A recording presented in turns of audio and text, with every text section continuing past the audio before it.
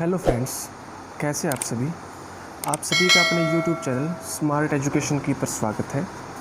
आज हम बात करेंगे pollution of air and water. इन जो हवा है और जल है, इनका प्रदूषण होता कैसे है।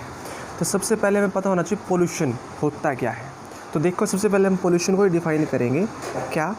N undesirable changes in the physical, chemical और biological characteristic of air, water and land that may be harmful to human life and other animals like conditions, industrial process and cultural assets। कहने का मतलब क्या है? Undesirable changes, अनैच्छिक बदलाव कहाँ पर होना, चाहे वो फिजिकल या केमिकल या बायोलॉजिकल करैक्टर हो, किस किस के? एयर के, वाटर के और लैंड के। कहने का मतलब क्या? एयर, वाटर और लैंड के उन करैक्टर्स में चेंजेस आना जिससे क्या है, ह्यूमन लाइफ, मनुष्य का जो जीवन होता है उसके लिए वो हानिकारक हो। इसके अलावा जो और लिविंग बींग्स हैं उनके लिए हानिकारक हो। ठीक है, इसके अलावा जो लिविंग कंडीशन है उनके लिए हार्मफुल हो। जो इंडस्ट्रियल प्रोसेस उनमें भी काफ़ी हार्मफुल हो। उन सभी को हम क्या बोलेंगे? जो हार्मफुल होंगे चेंजेस, अनडिजायरेबल चेंजेस, उनको बोलेंगे हम पोल्यूशन। अब पोल्यूशन को जो फैलाते हैं उनको बोलते हैं हम पोल्यूटेंट। तो हम पोल्यूटेंट को भी डिफाइन करेंगे। तो देखें, the agent that pollute our environment are called pollutant. यानी वो एजेंट जो क्या करते हैं, हमारे वातावरण में प्रदूषण फैलाते हैं या वातावरण को प्रदूषित करते हैं, उनको बोलते हैं पोल्यूटेंट। तो देखो, pollutant are the substances which contaminate air and water. जो पोल्यूटेंट है वो क्या होते हैं? पदार्थ होते हैं जो क्या है, हवा और जल वगैरह को दूषित करने का काम करते हैं। तो अब हम बात कर लेते हैं एयर पोल्यूशन के बारे में। तो देखो, air pollution is the contamination of air by impurities which may have a harmful impact on the living organism and the non living components. कहने का मतलब क्या है? जो एयर पोल्यूशन होगा वो क्या है? हवा को प्रदूषित होना। हवा का प्रदूषित होना उसको बोलते हैं। कैसे? बाय इम्प्योरिटीज, अशुद्धियों के कारण, जो क्या होती है, हानिकारक होती है। किसके लिए? लिविंग ऑर्गेनिज्म, सजीवों के लिए, और नॉन लिविंग कंपोनेंट जो अजैविक घटक हैं उनके लिए काफ़ी हार्मफुल होंगी। अब एयर पोल्यूशन होता कैसे कैसे, उसके सोर्स के बारे में हम बात करें तो उसके दो मेन सोर्स होते हैं, नेचुरल सोर्स और मैन मेड सोर्स। तो जो नेचुरल सोर्स होते हैं, सबसे पहले हम इसके बारे में बात करेंगे, जैसे कि smoke and dust arise from forest fires और volcanic eruption.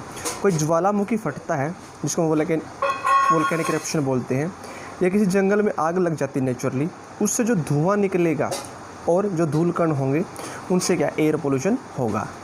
Methane gas arise from decaying organic matter. जो गले सड़े पदार्थ हैं उनसे क्या है, मीथेन गैस रिलीज होगी जो काफ़ी हार्मफुल होती है, जो एयर पोल्यूशन बढ़ाने में हेल्पफुल होगी।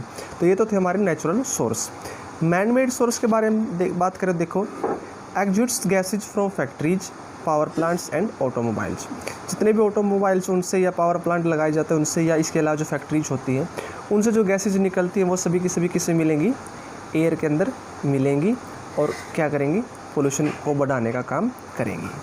तो उसके बाद देखो, हम कुछ हार्मफुल गैसेज के बारे में बात कर लेते हैं जो पोल्यूटेंट होते हैं। जैसे कि कार्बन मोनोऑक्साइड सबसे हार्मफुल गैसेज है, nitrogen oxide, carbon dioxide, methane and sulphur dioxide. ये क्या है?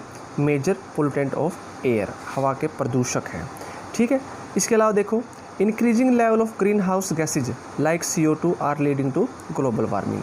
कहने का मतलब क्या? जो ग्रीन हाउस गैसेज हैं जैसे कि कार्बन डाइऑक्साइड गैस होगी, अगर एटमॉस्फेयर के अंदर इसकी अमाउंट बढ़ेगी तो ग्लोबल वार्मिंग का खतरा रहता है।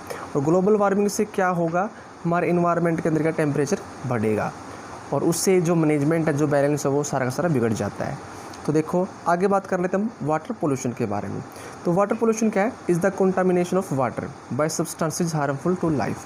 जल का प्रदूषित होना किसी पदार्थ के द्वारा जो किसके लिए हानिकारक हो? जीवन के लिए, उसको बोलते हैं वाटर पोल्यूशन। अब इसमें हम करेंगे, देखो, sewage, agricultural chemicals and industrial waste are some of the major contaminant of water. जल को प्रदूषित करने कुछ हमारे यहाँ पे कारक दे रखे हैं, जैसे सीवेज वगैरह हो गए, या जो कृषि संबंधी रसायन है वो स्प्रे वगैरह, जो इंडस्ट्री से निकलने वाला वेस्ट है वो भी क्या वाटर पोल्यूशन में हेल्पफुल है। उसके बाद देखो, water which is purified and fit for drinking is called portable water. तो यहाँ से हमारी पोर्टेबल वाटर की डेफिनेशन होती है। पोर्टेबल वाटर कौन सा होगा? हमारा जो क्या है, शुद्ध हो और पीने योग्य है उसको बोलते हैं हम पोर्टेबल वाटर। उसके बाद देखो हम वाटर के बारे में बात करें तो वाटर क्या है, प्रीशियस नेचुरल रिसोर्स यानी अमूल्य प्राकृतिक स्रोत है, ठीक है। We must learn to conserve it, इसलिए हमें क्या इसको सुरक्षित रखना सीखना चाहिए, यानी हम इसको कैसे बचा के रख सकते हैं। तो हमारा पीछे एक वर्ड आया था ग्रीन हाउस गैसेज का, तो उसी से ग्रीन हाउस इफेक्ट के बारे में हम यहाँ पे कर लेते हैं। ग्रीन हाउस इफेक्ट होता है क्या वो देखें। Earth absorb a part of sun's radiation and reflect back the other. जो हमारी पृथ्वी होती है वो जो सूर्य की पराबैंगनी किरणें होती है, रेडिएशन होती है, उन्हें कुछ हिस्सा अवशोषित कर लेती है और बाकी को रिफ्लेक्ट कर देती है, ठीक है। जो रिफ्लेक्टेड रेडिएशन होगी वो क्या हमारे एटमॉस्फेयर के अंदर ट्रैप कर ली जाती है, इकट्ठा कर ली जाती है, जिससे क्या हमारी अर्थ वार्म अप होगी, गर्म होगी, और इसी प्रोसेस को बोलते हैं ग्रीन हाउस इफेक्ट, ठीक है। Process enhanced by the increased amount of CO2 in atmosphere. इससे क्या होगा, जो एटमॉस्फेयर है उसके अंदर कार्बन डाइऑक्साइड की अमाउंट बढ़ेगी, जिससे क्या ग्रीन हाउस इफेक्ट की प्रॉब्लम हमारी बढ़ती है। तो आज हमने यहाँ तक जो किया है, यहाँ पे सिर्फ बेसिक से पॉइंट किए हैं किससे रिलेटेड, एयर और वाटर पोल्यूशन से। सबसे पहले पोल्यूशन के बारे में किया, फिर पोल्यूटेंट के बारे में, फिर एयर पोल्यूशन क्या होता है, उसके सोर्स कौन कौन से हैं, फिर हमने कुछ हार्मफुल गैसेज के बारे में पढ़ा, उनसे क्या नुकसान होगा एटमॉस्फेयर के अंदर, अगर उनकी अमाउंट बढ़ेगी तो ग्लोबल वार्मिंग का खतरा भी बढ़ेगा, ठीक है। और ग्लोबल वार्मिंग का खतरा बढ़ने से काफ़ी ज़्यादा नुकसान होता है। जो एक्वेटिक ऑर्गेनिज्म होते हैं, जलीय जंतु होते हैं, उनको जीवन को भी काफ़ी नुकसान इससे होता है, ठीक है। इसके बाद हमने किया था वाटर पोल्यूशन के बारे में। जो वाटर पोल्यूशन होता है उससे क्या क्या नुकसान होंगे, जो पानी है वो पीने योग्य नहीं रहेगा, पानी ख़राब हो जाएगा, ठीक है। फिर हमने किया था पोर्टेबल वाटर के बारे में, जो पीने योग्य जल होता है, ठीक है, शुद्ध और पीने योग्य जल को हम पोर्टेबल वाटर बोलते हैं, ठीक है। इस बात का हमें पता जो वाटर क्या है, नेचुरल रिसोर्सेज है और काफ़ी अमूल्य है, प्रीशियस नेचुरल रिसोर्सेज है, इसलिए हमें क्या इसको सुरक्षित रखना सीखना चाहिए। फिर हमने ग्रीन हाउस इफेक्ट के बारे में किया, वहाँ पे हमने क्या पॉइंट किया, जो हमारी अर्थ है वो सन रेडिएशन का कुछ पार्ट तो ऑब्जॉर्ब कर लेती है और बाकी को रिफ्लेक्ट कर देगी, ठीक है, वापस भेजने का काम करेगी। और जो रिफ्लेक्टेड रेडिएशन है वो सारे के सारे क्या है हमारे एटमॉस्फेयर में रह जाती है, और एटमॉस्फेयर में रहने की वजह से वो क्या करेंगी, अर्थ को गर्म करने का काम करेंगी, और इसी से क्या ग्रीन हाउस इफेक्ट की प्रॉब्लम होती है, और साथ के साथ ग्लोबल वार्मिंग जैसे भी प्रॉब्लम क्रिएट होती है। इसके अलावा अपने आसपास भी आप देख सकते हो वाटर पोल्यूशन कैसे होता है, एयर पोल्यूशन कैसे होता है। कई सारी जब भी आप लकड़ी वगैरह जलाते हो तो उससे हार्मफुल गैसेज रिलीज होती है, और जो मोस्टली गैस रिलीज होती है वो हमने यहाँ पे की है। ये गैसेज जो है जो सब हार्मफुल गैसेज है, सबसे harmful carbon monoxide, carbon dioxide, इस तरह की गैसेज जो सबसे ज़्यादा हार्मफुल होती हैं, उन गैसेज के बारे में हमने यहाँ से किया। फिर भी जो हमारी एक तरह से समरी बोल सकते हो आप, लेसन की कंप्लीट समरी हमारी यहाँ पे हो जाती है। फिर भी आपका कहीं पर कोई कन्फ्यूजन हो, कोई डाउट हो तो आप पूछ सकते हैं। तो मैं आशा करूँगा आपको यहाँ तक वीडियो अच्छी लगी होगी। अगर वीडियो आपको अच्छी लगी है तो चैनल को सब्सक्राइब करें, वीडियो को शेयर करें और लाइक करें। Thank you.